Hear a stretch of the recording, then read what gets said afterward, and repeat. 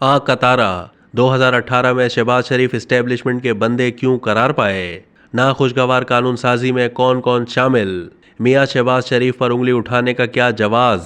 सलीम साफ़ी के इंकशाफ। सीनियर सहाफ़ी सलीम साफ़ी बताते हैं कि 2018 के बाद जाली असम्बलियों में बैठने का फैसला पीपल्स पार्टी के ईमा पर सब ने मुश्तरका तौर पर किया और ये इस्टेब्लिशमेंट के ईमा पर हो रहा था, लेकिन फिर भी वो जमहूरियत पसंद और शहबाज शरीफ इस्टेब्लिशमेंट के बंदे करार पाए। इसी तरह जब मियां नवाज शरीफ को बीमारी के वक्त मुल्क से बाहर जाने की इजाज़त दी जा रही थी तो ये सारी बातचीत मियां साहब की बराह रास्त हुई थी और इसमें शहबाज शरीफ का कोई किरदार नहीं था। फिर जनरल कमर जावेद बाजवा की एक्सटेंशन की हिमायत का फैसला भी शहबाज शरीफ का नहीं बल्कि मियां नवाज शरीफ का था, जिसके लिए सहूलतकारी ख्वाजा आसिफ कर रहे थे। जब इस्टेब्लिशमेंट इमरान खान की सहूलतकारी से ताइब हो गई तो असम्बली तोड़ने की बजाय अपनी हुकूमत बनाने का फैसला तन्हा शहबाज शरीफ का था और ना वो ऐसा कर सकते थे। इमरान खान के खिलाफ अदम एतमाद लाकर अपनी हुकूमत बनाने का फैसला शहबाज शरीफ का नहीं बल्कि मियां नवाज शरीफ, आसिफ अली जरदारी, मौलाना फजलुर रहमान, महमूद खान अचकजई, सरदार अख्तर मेंगल और बाप पार्टी का मुश्तरका फैसला था। शहबाज शरीफ बड़ी पार्टी का सरबराह होने के नाते वजीर आजम जरूर थे, लेकिन इस हुकूमत में जरदारी से लेकर मौलाना तक और अख्तर मेंगल से लेकर MQM तक सब यकसा मुस्तफीद होते रहे।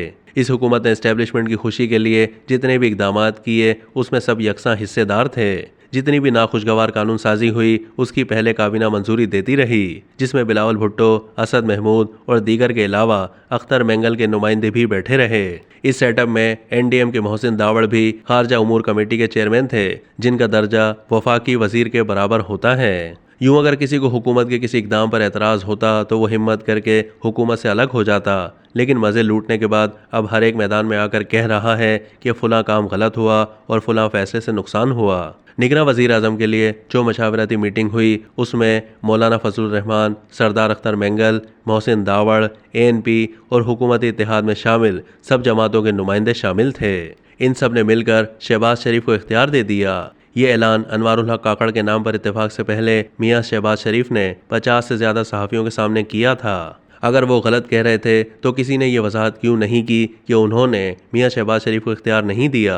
फिर जब उनके सामने अनवारुल हक काकड़ का नाम आया तो उन्होंने इस पर हाँ कर दी। अब जिन लोगों ने उन्हें इख्तियार दिया था तो फिर एतराज़ और मियां शहबाज शरीफ पर उंगली उठाने का क्या जवाब? ये हकीकत भी मद्देनजर रहे कि इस नाम पर हाँ उन्होंने मियां नवाज शरीफ की मर्जी के बगैर नहीं की होगी। इस तनाजुर में देखें तो मियां शहबाज शरीफ दूसरों से इसलिए अच्छे करार पाते हैं कि वो ज़मीनी हकाइक को तस्लीम करके दोगलेपन से काम नहीं लेते और खुलकर इस्टेब्लिशमेंट को हकीकत मानते हैं, जबकि दूसरी तरफ बाकी सबका रवैया शहबाज शरीफ वाला है, लेकिन लोगों के सामने ऐसा झूठा तासुर देते हैं कि जैसे वो तो बड़े एंटी इस्टेब्लिशमेंट हैं। हुकूमती मज़ों से सब मुस्तफ़ीद हुए, लेकिन अब जब हुकूमती मज़े ख़त्म हुए तो अगर मगर से काम लेकर सारा मलबा शहबाज शरीफ के सर डालना चाहते हैं। शहबाज शरीफ ने जो कुछ किया हर छोटे बड़े मामले में मियां नवाज शरीफ की इजाज़त को मद्देनज़र रखकर किया और जो भी हुकूमती इक़दाम उठाए उनमें ये 13 जमातें बराबर की शरीक रहीं।